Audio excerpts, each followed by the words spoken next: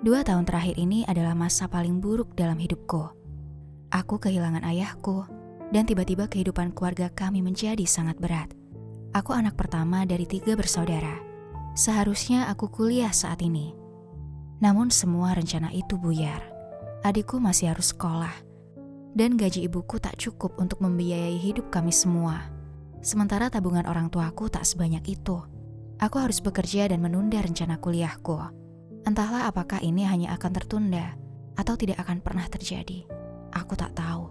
Aku iri melihat teman-teman yang sibuk sekolah, menikmati sore santai di coffee shop, dan ikut berbagai kegiatan di kampus. Aku harus bekerja di minimarket dan membantu ibuku untuk banyak urusan rumah tangga. Karena aku satu-satunya anak perempuan. Rasanya sangat buruk. Terkadang aku merasa hanya seperti pembantu. Aku benci hidupku. Aku mencoba menghibur hati. Sesekali aku ikut pergi berkumpul dengan teman-temanku. Namun yang ada justru iri hati mendengar cerita aktivitas mereka sehari-hari. Aku membeli barang-barang yang aku sukai. Baju dan tas baru untuk membuatku merasa lebih baik. Namun perasaan senang itu hanya bertahan sesaat. Karena lantas aku menyesal setelah kehabisan uang. Sepulang kerja, aku menghabiskan waktu dengan bermain media sosial. Namun melihat kehidupan orang lain yang tampak indah, membuatku merasa semakin terpuruk. Mengapa semakin aku mencari, kebahagiaan seakan semakin sulit aku dapatkan? Mungkin apa yang pernah aku baca dulu benar. Kebahagiaan itu semakin kita kejar, justru akan semakin menjauh. The Happiness Paradox. Banyak orang menghabiskan waktu untuk mengejar kebahagiaan. Ada yang memaknai kebahagiaan sebagai pemilikan atas uang, ada juga yang mengartikannya sebagai kesuksesan, kekuasaan, menjadi pemenang, mendapatkan cinta, atau memiliki segalanya. Tapi menginginkan sesuatu yang berada di luar jangkauan, nyatanya hanya akan membuat diri kita merasa frustasi. Fenomena hustle culture misalnya, membuat manusia terus mengejar kesuksesan hingga tidak ada habisnya. Tanpa mengenal waktu, tanpa memberi jeda. Selalu ada tangga baru lebih tinggi yang ingin ditapaki dengan segera. Hingga rasa lelah, stres, dan frustasi datang. Mungkin kamu berhasil mencapai tujuanmu lebih cepat, namun kamu tidak sempat untuk benar-benar menikmatinya. Kamu kehilangan banyak waktu berharga atas hal-hal istimewa yang tersedia untukmu. Lalu setelah sampai di posisi yang kamu inginkan, ternyata kamu tidak mendapati apa-apa. Tidak ada kebahagiaan di sana. The Happiness Paradox adalah ketika seseorang berusaha terlalu keras untuk mencapai kebahagiaan dan menjadikan perasaan bahagia sebagai tujuan. Karena itu, biasanya seseorang justru merasa menderita karena pikirannya. Dia merasa tidak bahagia saat ini, sehingga harus mengejar sesuatu standar yang dianggap penting untuk menjadi bahagia. Tetapi semakin dikejar, semakin dirasakan, rasanya tak pernah bisa tercapai. Sebaliknya, semakin kamu memikirkan segala masalah, kecemasan, kekurangan, dan hal buruk dalam hidupmu, semakin besar pula perasaan buruk itu kamu alami. Sebuah cerita pernah beredar di platform media sosial tentang seorang konsultan dengan gaji di atas 40 juta rupiah. Pekerjaannya terdengar menyenangkan. Dia sering berkeliling kota besar di Indonesia menggunakan maskapai terbaik, menginap di hotel minimal berbintang 4, dan seringkali bintang 5. Namun hidupnya tak pernah lepas dari handphone dan laptop. Setiap hari handphonenya terus berdering. Ratusan pesan menumpuk untuk dibaca, dan matanya hampir tak pernah bisa lepas dari laptop hingga pukul 1 malam. Menu breakfast yang lezat dan sangat beragam di hotel hampir tak ada lagi kesan spesialnya. Dia sudah biasa menikmatinya. Hingga akhirnya dia menyadari bahwa hidupnya habis untuk bekerja. Namun uang yang banyak dan segala kemewahan hidup tetap tak membuatnya bahagia. Dia terus mencari kebahagiaan, padahal telah memiliki segalanya. Lalu apalagi? Menginap di hotel mewah sudah pasti memberikan kesenangan. Tetapi seiring bertambahnya kuantitas kamu mengalaminya, maka hal istimewa menjadi hal biasa bagimu. Manusia selalu ingin meningkatkan kebahagiaan dan standarnya. Namun terus merasakan kebahagiaan dan menjadi lebih bahagia seumur hidup, itu sangat tidak realistis. Kamu akan sesekali merasakan hal buruk dan penderitaan. Dan hal itulah yang membuatmu terus berkembang. If you want to be happy, Do not dwell in the past. Do not worry about the future. Focus on living fully in the present.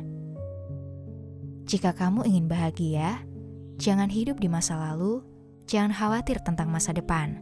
Fokuslah untuk hidup sepenuhnya di masa sekarang. Roy T. Bennett. Kebahagiaan bersifat ilusi.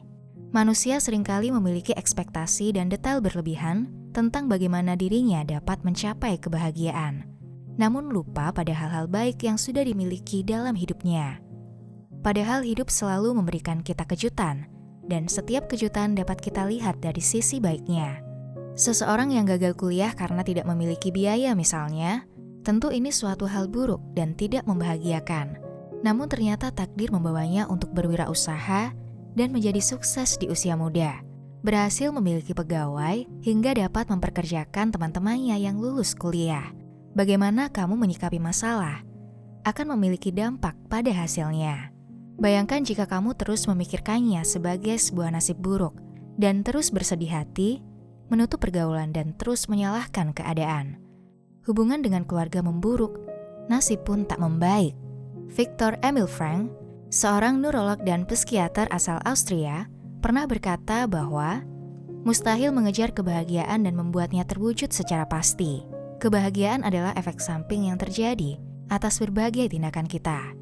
Saat Frank harus dipenjara, dia menemukan hal menarik bahwa terkadang penderitaan akan terhenti ketika kamu menemukan makna dari penderitaan itu. Maka akhirnya kebahagiaan secara tidak sengaja dicapai justru setelah kamu merasakan penderitaan.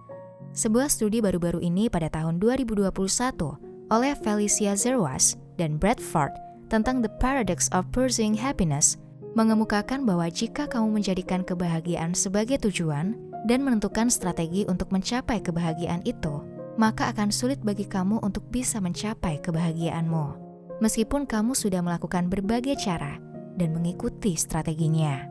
Misalnya saat merasa terpuruk, kamu melakukan yoga, melakukan liburan singkat, atau melakukan hal yang menjadi hobimu demi mendapat kebahagiaan. Namun kemudian kamu memantau bagaimana perasaanmu. Maka kebahagiaan itu justru tidak akan muncul. Apalagi jika ada hal-hal yang tak berjalan sesuai dengan rencanamu. Extremely valuing happiness often predicts worse well-being and mental health. Terlalu mengukur kebahagiaan justru membuat kesejahteraan dan kesehatan mental yang lebih buruk. Felicia Zerwas dan Brad Ford. Bahagia ketika kita berhenti membandingkan. Seberapa sering kamu membandingkan hidupmu dengan orang lain, baik teman, keluarga, atau orang yang tak kamu kenal di media sosial? Kamu terlalu sering melihat gambaran kebahagiaan orang lain dan menjadikannya sebuah standar. Bila untuk menjadi bahagia harus memiliki mobil yang mewah, maka berapa miliar orang yang hidupnya tak bahagia di dunia ini? Bila bahagia dinilai dengan memiliki fisik yang sempurna, maka seharusnya para selebritis selalu merasakan bahagia. Nyatanya tidak. Setiap manusia memiliki fase bahagianya masing-masing, dan tidak pernah ada yang sempurna di dunia ini. Kamu mungkin sedih melihat orang lain bisa mendapat mobil mewah atas pemberian orang tua, namun bayangkan betapa hebatnya kamu ketika kamu bisa membeli dengan hasil kerja kerasmu sendiri. Pekerjaanmu mungkin tak menyenangkan, namun setidaknya kamu masih memiliki pekerjaan untuk menghidupi keluarga. Orang tuamu mungkin sering membuatmu kecewa, namun mungkin saja mereka juga begitu tertekan dalam memenuhi kebutuhan keluarga. Sebagian fase dalam hidup kita adalah berkah yang harus kita syukuri, dan sebagian lagi adalah tantangan yang akan membuat kita menjadi pribadi lebih baik lagi. Stop comparing yourself to other people, just choose to be happy and live your own life. Berhentilah membandingkan dirimu dengan orang lain, pilihlah untuk bahagia dan jalani hidupmu sendiri. Roy T. Bennett.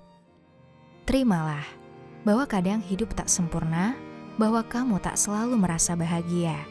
Ada kalanya hal-hal tidak berjalan sesuai dengan keinginan. Berhentilah terus memikirkan perasaan buruk bahwa kamu menderita dan kamu tidak bahagia. Lepaskan setiap tekanan untuk selalu menjadi sempurna dan mendapat kesempurnaan. Dan kebahagiaan akan menghampirimu di saat yang tak kau duga. The happiness of your life depends upon the quality of your thoughts.